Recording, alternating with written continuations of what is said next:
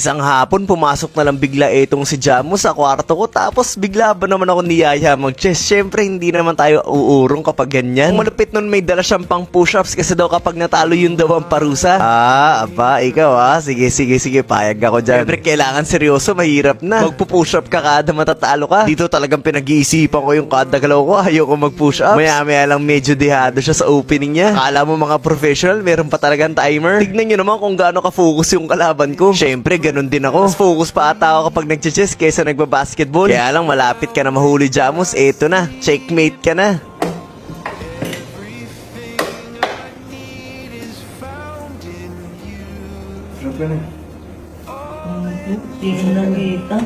Ayan ang sinasabi ko sa'yo, Jamos. Pasok ka ng pasok sa kwarto ko eh. At habang nagpo-push up etong si Jamos, may isi-share muna ako sa inyo. Sabi sa Psalm 139 verses 23 to 24, "Search me, O God, and know my heart. Test me and know my anxious thoughts. Point out anything in me that offends you, and lead me along the path of everlasting life." Maraming tao ang matatakot sa ganitong klaseng prayer. Bakit? Kasi madalas ang prayer natin is kung ano yung gusto nating mangyari. But this kind of prayer is about accepting what God wants in your life. Ito yung talagang gustong sumunod sa Diyos, may takot sa Diyos at maging anak ng Diyos. Paano pag nalaman natin na sobrang daming kailangan basagin at tanggalin sa pagkatao natin? Magiging willing ba tayo or ipaglalaban natin yung sa palagay nating tama? Sabi dito, "Search me, O God.